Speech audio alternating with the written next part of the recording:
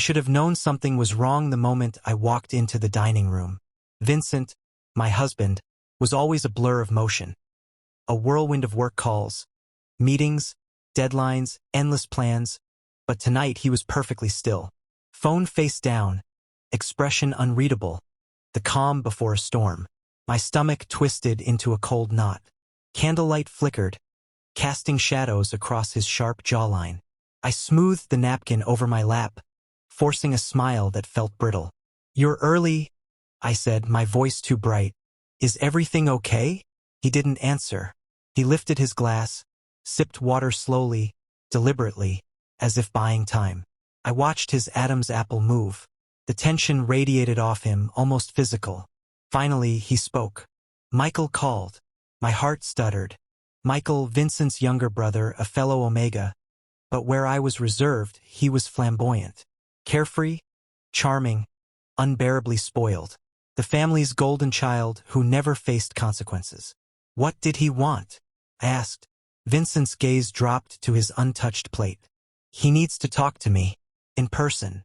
I laughed lightly, but it sounded hollow even to me. That sounds like him. Probably got into trouble again. And needs Big Brother to bail him out. Vincent didn't smile. Instead, he leaned back, exhaling slowly. His eyes finally meeting mine with a heaviness I hadn't seen before. He said, "It's serious." A cold shiver ran up my spine. "Serious how?" He hesitated, and that hesitation was worse than any words could be. He said, "It's about a child." The air left my lungs. For a brief moment, I remembered my own dreams of having a family with Vincent. Quiet mornings, laughter spilling over breakfast, maybe a small hand reaching for mine. And suddenly, those dreams felt fragile, like glass about to shatter. "Vincent, are you saying Michael is pregnant?"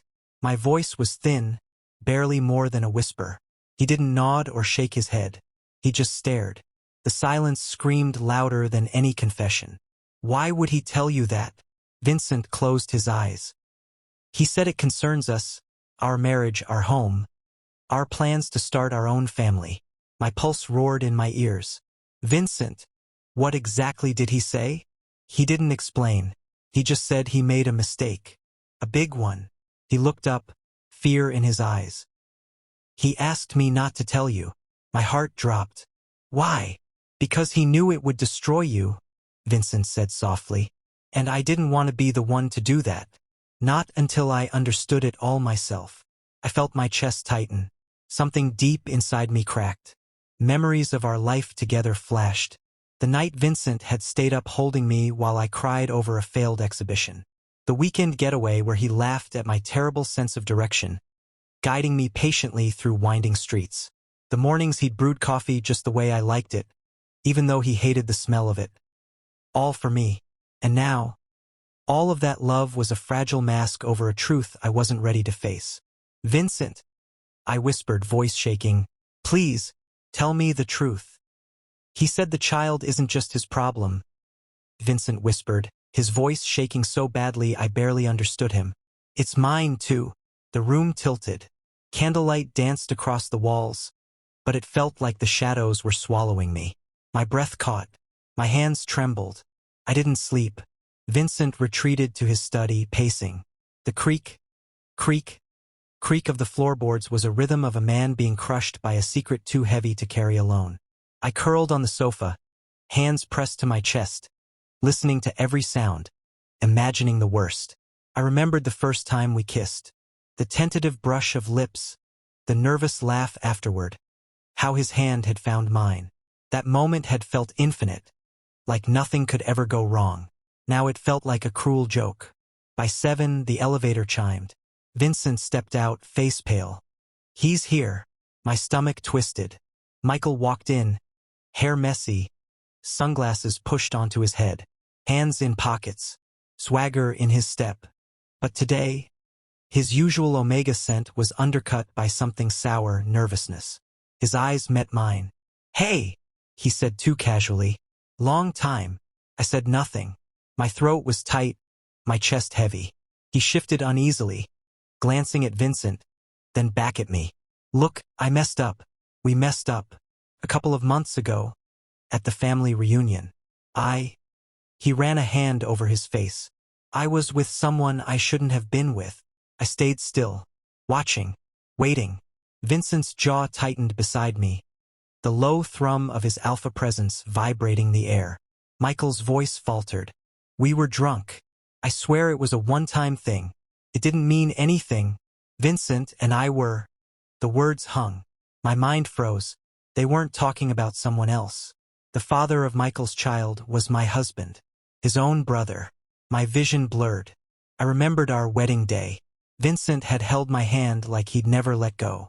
How easily he'd whispered promises that now felt like lies. How could everything I trusted be a lie? Shock, cold, brutal, and utterly unbelievable punched the air from my lungs. And just like that, the night shattered. The silence in the living room was suffocating. Michael stood there, shifting his weight, looking like the golden child who had finally met a storm he couldn't charm his way out of. Vincent's jaw was tight, hands clenching at his sides, but it was my pulse that roared the loudest in my ears. I couldn't move. My mind raced, and every memory of Vincent flashed like a film reel. How he used to look at me in the mornings, the way his hand found mine without thinking, the promises whispered in the dark that now felt like shards in my chest. Duncan. Vincent's voice was low, almost pleading, but I didn't look at him. Couldn't. Michael cleared his throat. Look, I didn't mean for this to happen. It was a mistake, just one night. Nothing serious. My stomach twisted violently. Nothing serious. His words were poison. My hands went clammy, and my legs trembled. I remembered the first time I realized I loved Vincent. How his laugh had made everything seem safe. Now, nothing felt safe anymore. Stop, I whispered, my voice shaking but firm. Just stop. Michael blinked, startled by my tone. Vincent's shoulders tensed further, and I could feel the alpha energy vibrating from him. Protective, frustrated, desperate. I remembered our anniversary dinner, last year. Vincent had planned everything perfectly. The candles, the music, the little notes tucked into my coat pocket. He had looked at me like I was the only person in the world. And now, that same man had fathered a child with his brother. Michael swallowed, clearly realizing that charm wouldn't work here. It wasn't supposed to. I didn't know Vincent, would. Enough. I snapped, the word tearing through my chest like fire. My hands gripped the armrest of the sofa. My nails dug into the fabric. I could feel my heartbeat in my throat. This was my home, my life, and now it felt like it belonged to ghosts and lies. Vincent stepped closer, his voice low but controlled. Duncan, I turned sharply to him. Don't. Just don't. My chest heaved. I trusted you. I loved you. And now, my voice broke. I don't even know who you are. The world tilted. I was suddenly back in our old apartment, the night we moved in. Vincent was carrying boxes twice his size, laughing at how I insisted on doing it myself. The way he kissed me when we finally collapsed on the couch. Exhausted, how could that man be standing here, complicit in this? Michael looked down, shame washing over his usual arrogance. I didn't think. I said stop. I screamed, rising to my feet. My legs shook, but I didn't sit again. You think words can fix this? You think apologies can erase this? Vincent placed a hand on my arm. I recoiled. Every memory I had of comfort and warmth now felt like a knife twisting in my gut. Duncan, I never meant for this. I pressed a hand to my forehead. My vision blurred with unshed tears. I remembered our first fight. How he had stayed on the couch all night just holding me while I cried. And now, I wanted him to stay away from me forever. I need answers. I whispered finally, voice hollow. All of them. I deserve the truth. Right now. Michael's eyes widened, guilt evident. It's a child. I didn't mean to involve you, or Vincent. But it happened. No, not yet. I interrupted, my own voice frightening even me. I sank back onto the sofa, hands gripping my knees. I need to know, from you, Vincent. Not him. You. How, why, when? Vincent's lips pressed into a thin line. He ran a hand through his hair, exhaling slowly. It was a mistake. One night at the family reunion. I remembered that reunion. The warm summer night, laughter echoing through the garden. The way Vincent had pressed close when the music started. The way I had thought, this is my life, my love, my safe place. And now it was all gone. I need space, I said finally, my voice shaking. I can't look at either of you without feeling sick. Vincent nodded slowly, understanding in his eyes, but I couldn't bring myself to meet him. I'll stay out of your way until you're ready. Michael lingered for a moment, then left quietly. The door clicked shut, leaving a deafening silence. I slumped onto the sofa, staring at the floor, my mind a whirl of anger, betrayal, and heartbreak. My safe world, the life I had built with Vincent, was gone.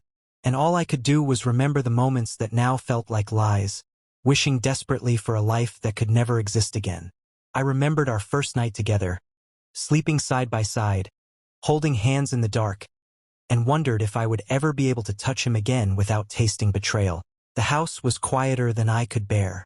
Even the ticking clock sounded like a cruel reminder of every second my world had been upended. I wandered from room to room, touching objects that once felt familiar.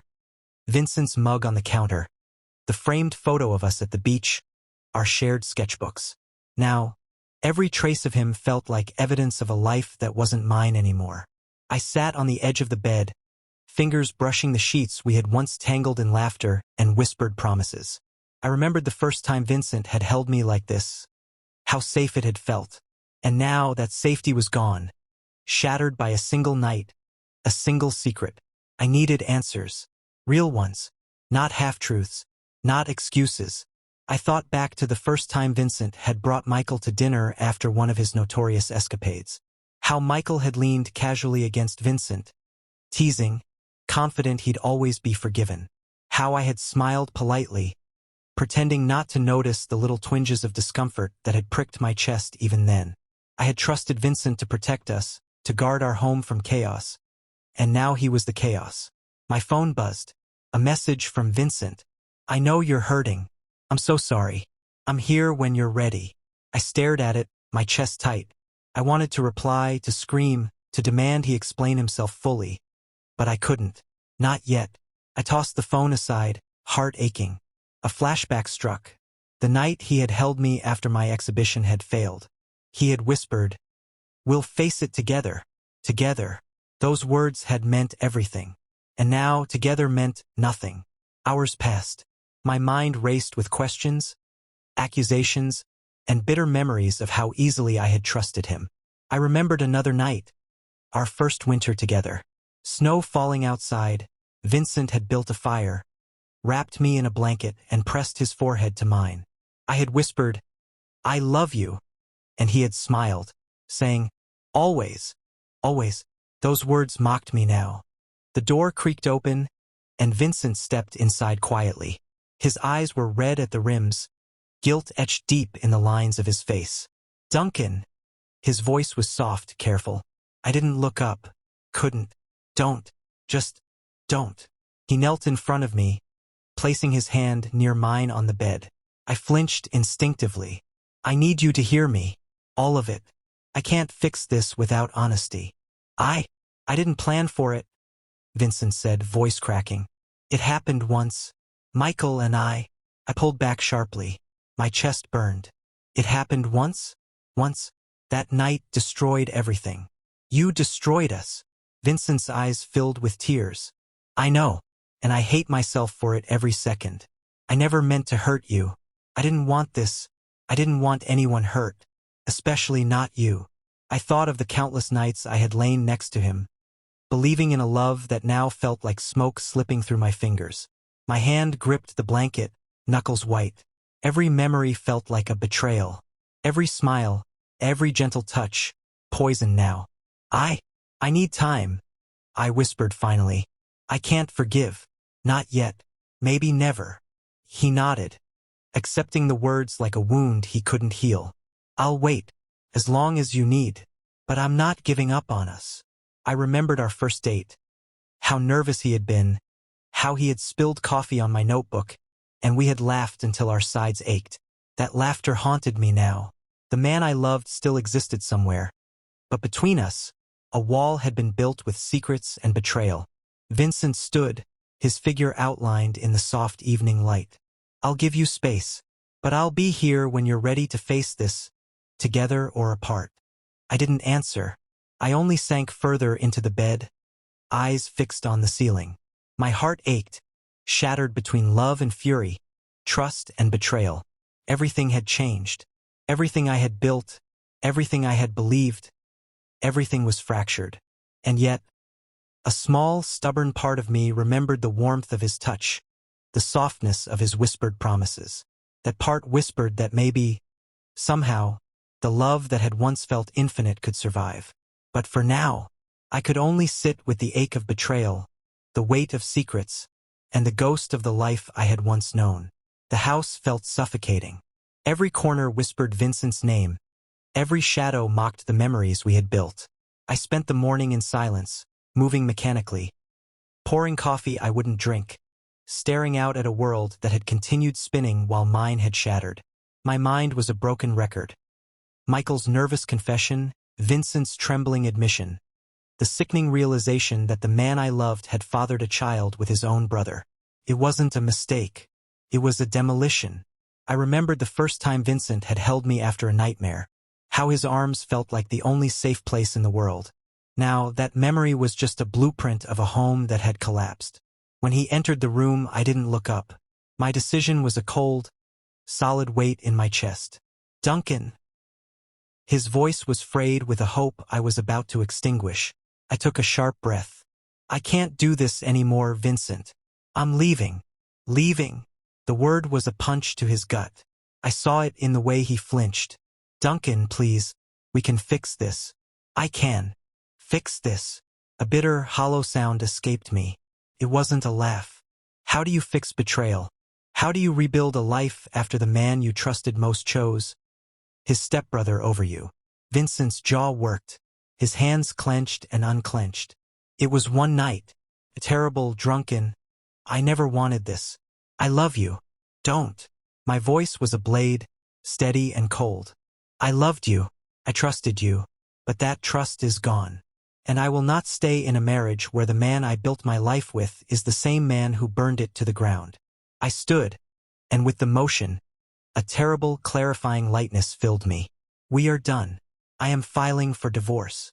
I gestured to the space between us, to the beautiful, empty shell of our home. "This is over." Vincent's face crumbled. The raw vulnerability there was almost enough to break my resolve. Almost. "Duncan, please," he whispered, stepping closer. "I'll do anything. I'll cut him out. No." I sliced through his plea. "It's too late. That night was the end. Nothing you do now can change what you did."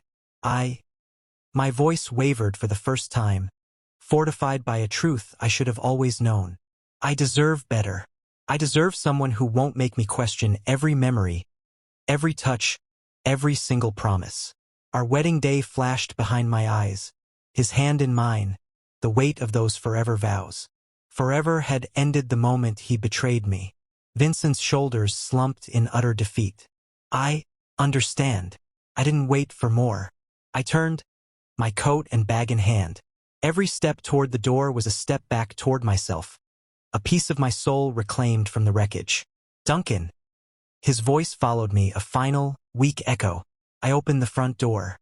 The cool air was a slap of reality, a stark contrast to the suffocating warmth of our lies.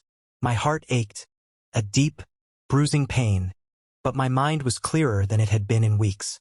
I was free.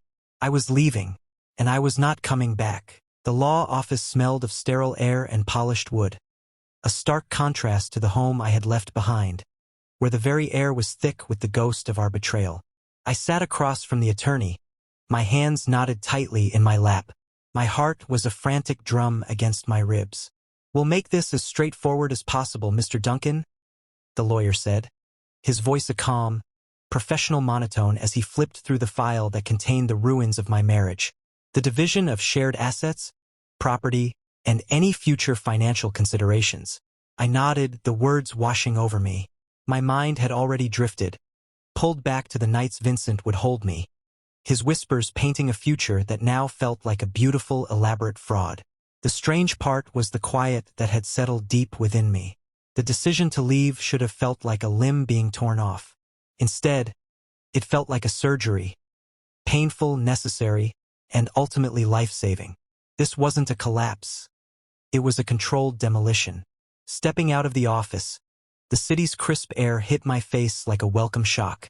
The world was loud and moving, and for the first time in weeks, I wasn't trapped in a frozen, silent hell of my own making. I can build a life without him. I can breathe without the weight of his deceit. My thoughts drifted to Michael, to the child, to Vincent, and with a clarity that was both brutal and liberating, I understood. I didn't have to forgive them. Their mistake was their burden to carry. My only duty was to myself. The past would always be a part of me, a scar on my heart, but it was no longer a chain. Could haunt me, but it would not hold me. Not anymore. A month later, the new apartment was quiet. Too quiet, perhaps, for some. For me, it was a sanctuary. There were no more of Vincent's moods to navigate. No dread of Michael's presence.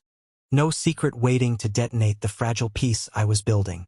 I unpacked the last box, placing each item with intention. My sketchbooks, a tower of my inner world. My favorite mugs, chosen for my hands alone. This space, this life, was finally and completely mine. I remembered the first morning in our old home, the one I'd shared with Vincent, so full of hope, so certain we could withstand anything. Now I held a different, more vital certainty. I could withstand life without him. The days that followed were measured and deliberate. I filed the divorce papers. I sat in a quiet office as Vincent signed his portion, my gaze fixed ahead, protecting the fragile calm I'd worked so hard to cultivate. One glance at him could have unraveled it all. At night I walked. The path along the river became my ritual, the city lights shimmering on the dark water a mirror to the slow dawning clarity within me. The betrayal was a scar that would always be there, but the crushing weight on my chest was gone. I had chosen myself. I had walked away from a foundation of lies. I started painting again. Small canvases at first. They were not pretty pictures. They were storms of color, slashes of anger, deep wells of grief, lonely grays. But with every stroke, I was reclaiming my voice. I was creating beauty from the ruins. And slowly, a new image began to form in my mind. A life without them. Not a barren one. Not a tragic one. But a life that was authentically, powerfully mine. By the end of the week, I felt it. A lightness. Not the naivete of being unbroken, but the profound freedom of having chosen my own survival. I was free from the lies, free from the betrayal, free to rediscover who I was when I stood alone. I didn't need a new love to validate my worth. I didn't need revenge or a dramatic confrontation for closure. All I needed, I was finally learning, was already here. It was me.